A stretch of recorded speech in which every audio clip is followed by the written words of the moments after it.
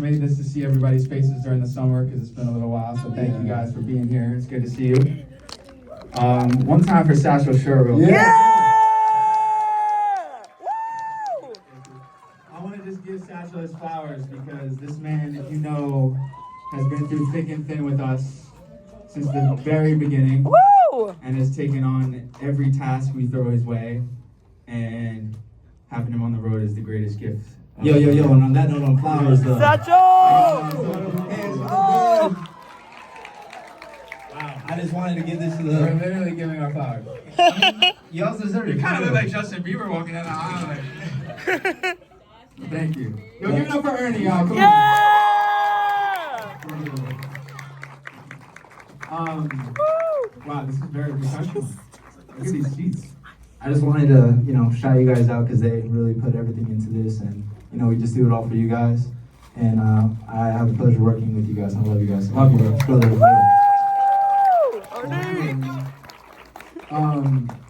As you guys know, this is a very DIY operation. We wanted to make like a Justin Bieber concert movie, but on a camcorder, and I hope that kind of came across. I think we're gonna put this on YouTube, but y'all gotta Woo! And we're gonna make some changes. If you have any notes, send them my way. And we'll just take any questions right now, just for fun. Well, hold on, one time. Oh, sorry, go. One time for Jude. Oh. Yeah! Woo! He's the man with the vision. It came to life. It was beautiful. Love you, man. I love doing this. I love LD so much, and just reliving the memory. Shout out Wiltmore. They opened up. Woo! I fucking love you guys. Woo! I know some people came from out of town tonight too, so thank you guys for coming out. Seriously. All right. Any questions? It can be silly. It can be serious. What you got? Should I give you the mic? Sure. Hi. Nice to meet you guys. My name's Ilyasa. I was just wondering, I know you said this is going to be on YouTube, but I was wondering if we're going to be able to log this on Letterboxd. Ooh. Good question. Should there be a fan mic? Yeah, should we? Ernie, where Ernie? Is this going to be on Letterboxd? I really hope so. If someone wants to do that, we would really appreciate it. I don't know how to do that. Reach out. How does that work? I don't know. I feel like can you just upload onto Letterboxd? We're going to find out, but that's a great question. All right. We're on it. Over there. Top of it. What does your shirt say? My shirt says "Save the Rails." Save the rails. Sort of a skateboarding vibe. Save the turtles. Save the Also save the turtles. Save the bees. Shout out to Tyler Creed. Oh. Yes. I guess I'll just yell. I'm up with that. You mentioned you had a lot of technical difficulties. Which one caused the most chaos? Like that was like memorable to you? Oh god. Good or bad? I mean, well, we didn't. It's funny because we were talking about it when watching like the first cut that Jude made. Like we wish we had more footage of the behind the scenes hecticness and like. The LA sort of debacle with the computer was really tough because we didn't know how we were gonna figure it out, and sort of Henry had been the computer track. Yeah. Shout out Henry our tech. And we all kind of played different roles in the studio on tour, and Henry sort of locked in and sort of made our whole kind of rig and knew how to work it. And so we borrowed a Thunderbolt cable from the Whatmore boys. Yeah, that's true. That is true. But it's just amazing being able to, know the people you're on tour with and be able to like run to them in a crazy manic state and be able to, problem solve and make something happen. But that was really tough. And I think, like the text said in the movie, like we get in our heads a lot because we want the show to be exactly how we planned it, and we want it to be it's never like that. But we want it to be like theater where it's like we're confident in the muscle memory of the show. So sometimes when things go wrong, it wakes you up a little bit, and it definitely kind of woke us up and made us really present for the rest of the runs. It's also funny because we have such a small crew on the road right now that when something goes wrong, it's usually not on camera because everybody drops the camera and starts helping.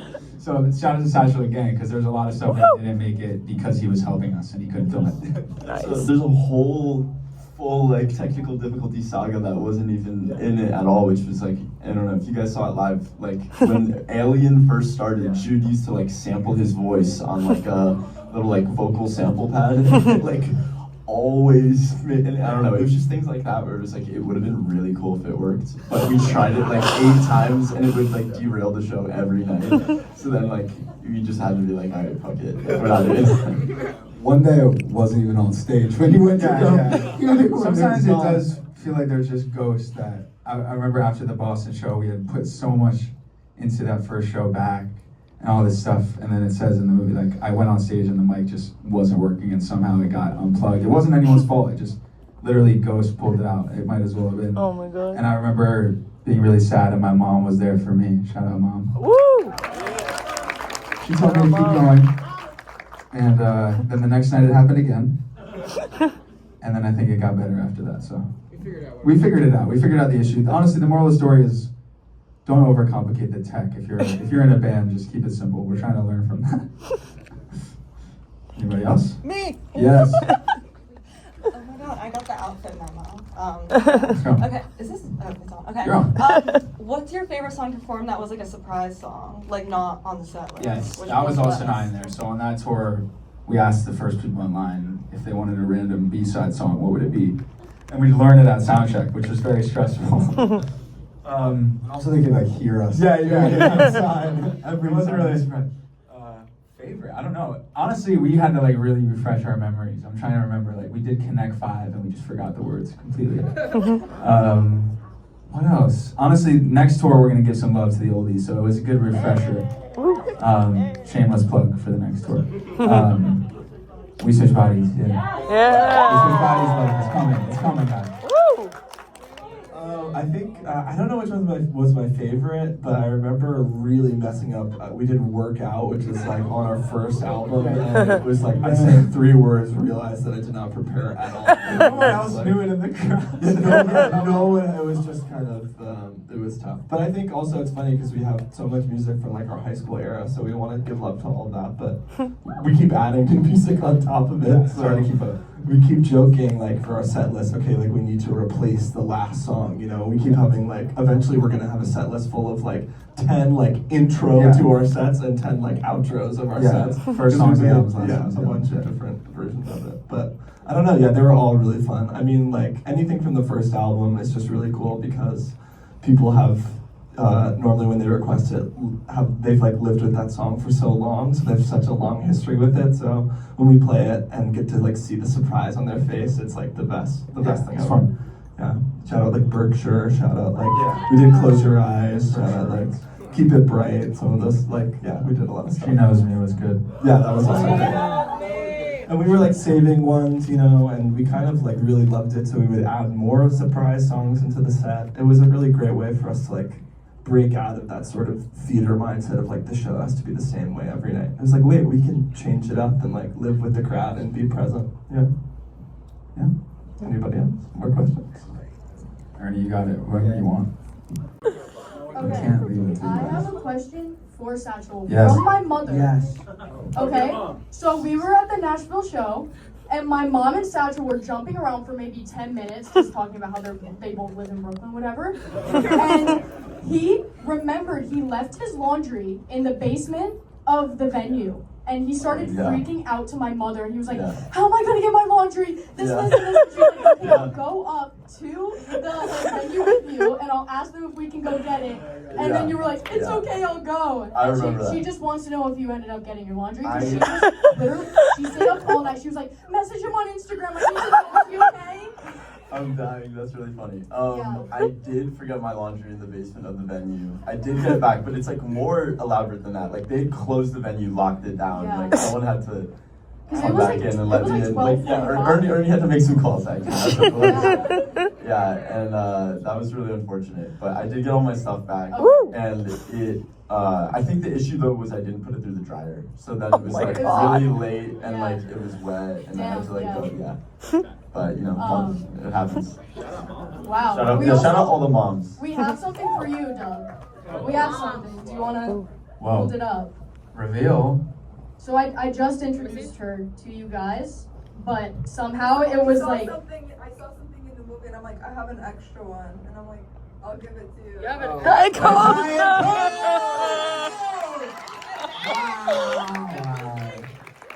It was so crazy. She That's special. She leans over and she goes, I have a Diet Coke. Hey, crack it on the mic, please. ASMR. Be really quiet. Oh, yeah. That was gorgeous. Yeah. Thank you. That's beautiful. Hey, shout out to Maya too in the Diet Coke scene. Yeah, shout out. What we got? We're making our way up. Thank you. Hey, they only got Pepsi here. Thanks, bro.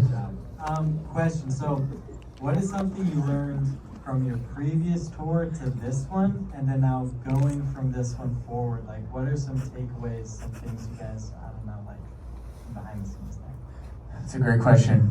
I mean, it's funny because we've played a good amount of shows since these shows, and we were even joking that like we seem so much younger in this footage, at least for us, because we've been younger in this footage, at least for us, because we've been battered down by all the mistakes we make on stage.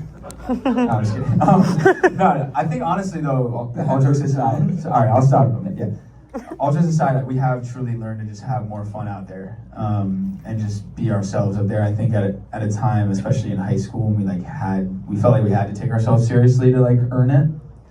Now it's like, all right, we can actually just be silly, and it doesn't have to be a character on stage. So we're getting closer to that, and people that have been to maybe a few shows can hopefully attest to that looseness as we get more comfortable up there. Yeah, I totally agree. Also, we learn to tape down everything. Yeah, because things will fall. Yeah, because we're making vibrations, and everything is just, on the first show, everything was just loose.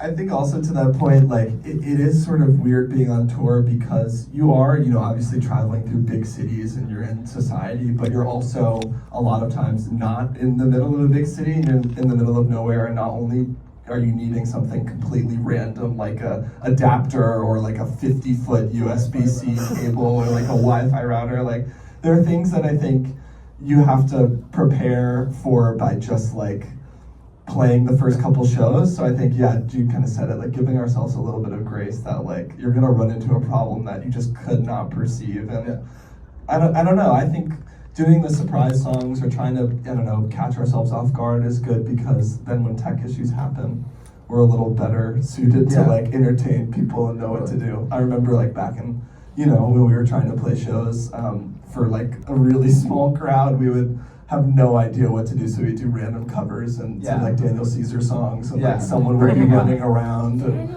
we're getting that. Yeah. Also, like to the point about getting a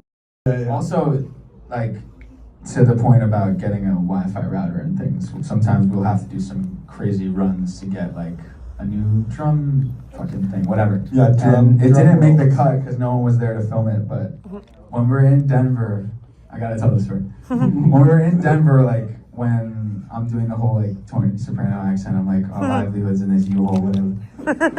Basically, before the show, we needed like new drumsticks or something like that, and Ernie had to go to Guitar Center, and he's driving down the highway. Honestly, you should tell me if I'm doing this wrong, but he's driving down the highway. All of a sudden, somebody comes up to the side of him. Continue. So I'm driving down the highway, and like we're in a rush. Like the boys are about to go on in like 35 minutes, and like I'm speeding, and then this guy like comes up on the side, like where like the nails are at. It's like I'm like, oh, is this guy right? And he's like pointing at me like, and I'm like, yeah. I'm like, what's up? He's like, your U-Haul, the back is open. The whole trailer was open, and I'm just like, shit. So I just stop in the middle of the highway. Cars are going like 45 to my right. I'm not even thinking. I'm like, I only got 35 minutes to go back, or else we don't have the drumsticks or drum heads. And I go. And I'm like, thank God we have stages that fell magically and completely blocked everything else that we had, like all of our cases. And I closed it. I'm like, I'm just gonna pray that we didn't lose anything. And I don't know if we lost anything. We definitely lost some merch. We lost some hats. Could have been worse though. But I wish we had a video you getting out of the car. Yeah. And then I go back and I'm like, well, fuck, that's not gonna happen again. And yeah, we learned our lesson. That's what you learn on the road. Don't leave the U-Haul. Double check the U-Haul. Yeah. And lock it. Anyway. Okay. Wait, Ernie, you gotta be on the. Oh yeah.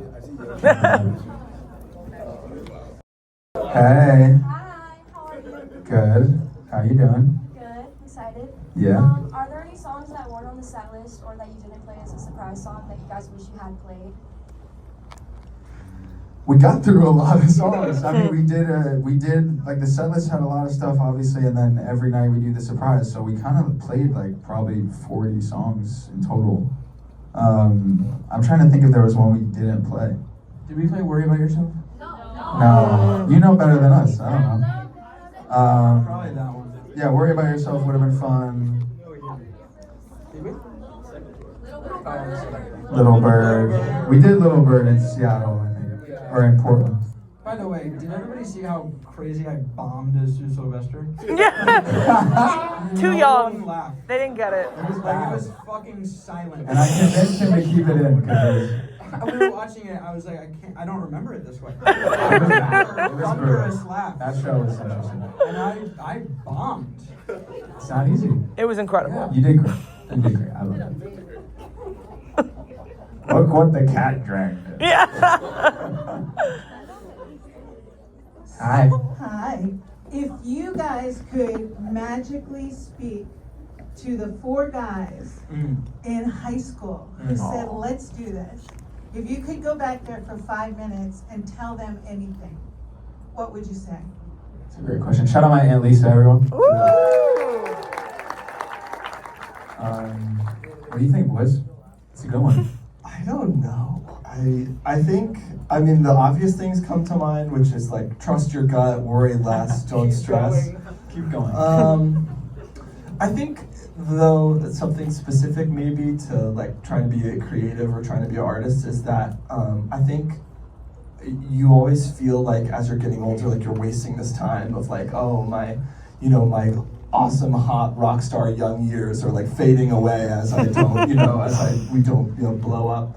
But I think with age comes all, like, just with doing more tours comes wisdom. I mean, even just looking at this footage, we're laughing at ourselves. We're taking ourselves seriously in the moment, but now we can laugh because some things just seem so ridiculous. So I think having more patience, just especially with the art, like realizing that this doesn't have to get 1 billion streams because it's finding the right people and they love it and they're supporting us. And when you focus on like that relationship, I think, I don't know, you feel like, wow, I have all the time in the world rather than like, oh my God, when I turn 30, like I have to quit music and do something else, you know? I was like, I'll do music forever because we love doing it and connecting with people.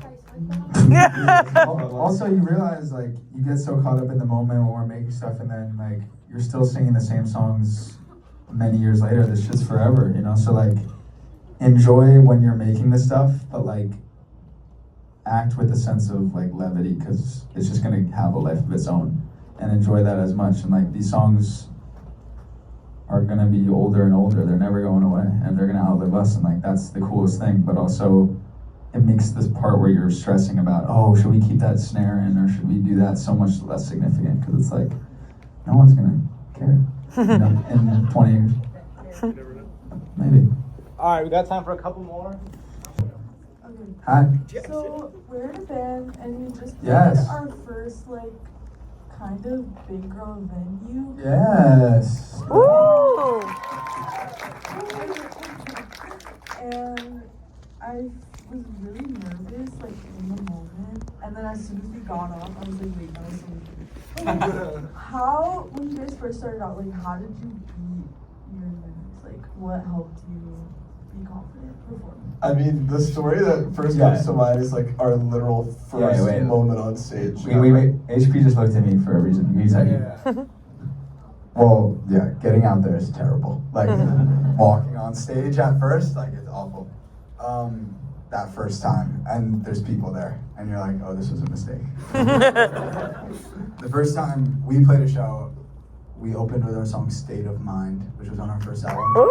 And that song starts with just bass. So I came out first, being the bass player. I play bass, I understand. Yeah. The first song we played is bass and vocals only, and I was like, No, it's so scary. I came out and I was like, oh, I'm gonna throw up. Like, this is it. So I faced my back to the audience at the beginning of our first show. And then Jude came out and started looking at me going, it's in the wrong key. This isn't right. And I was just shaking. I was like, no, this is it. Like, I'm in tune. I know how to play the song. Like, I got this. And he started singing in a different key. I was so nervous that I heard the note in the wrong key, and I just started singing how I heard it, and it was completely different, and it sounded terrible. And your mind can really play tricks on you. And I apologize for doubting you. I've doubted you, and I apologize. But then we got to the chorus, and then it was super fun, and then it's been fun ever since. So Yeah, I think we got there. I think the thing about playing concerts is like you can practice in the rehearsal room as much as you want, and you get it perfect. It's kind of like when you're in your room playing guitar, you sound the best you ever have, and then as soon as you show your friends, you're like, wait, I'm messing up this lick that I've worked on forever. But you have to play the shows as practice, you know? Like, you have to mess up. The only way to practice playing a show is playing a show. Rehearsing is like a different animal. So I think, yeah, just giving yourself the ability to make mistakes. And I think we've realized, you know, at our level, like when we were first starting out, people we're opening for, like the, you know, huge artists, like things go wrong every night. It's a bunch of live tech running on Wi-Fi router, you know, like all things anything can happen really. So I think, I don't know, I think the fact that you're in a band is the best part about it. You know, you can look at your friends and be like, what the fuck is going on? And the fact that we can lean on each other. Like, there are moments where I'll just be like deer in headlights, and Jude will be like, I got you, like, I'm gonna sing this part. Or Henry will be like, I'll fix the computer, or I'll do something, you know. I'll figure out the iPad fucking MIDI controller or something. But yeah, the more shows you can play, the more experience you get under your belt. So we always think about it like the Beatles in Hamburg playing, you know, like in random dingy clubs. Like, you know, everyone's gonna remember the show, but no one's gonna remember it. So don't even worry about it. What's the name of the band? We're from Los Angeles, but we're called the Despairs. Sawyer Falls. Yeah. Oh, yeah.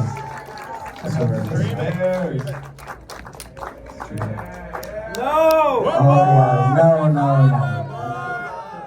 What up? Wow. Standing up, bro. Stand up! Everybody stand Speech! You know, in the documentary, there was so much like, you guys were like on the road just driving, and, you know, playing shows and backstage and stuff.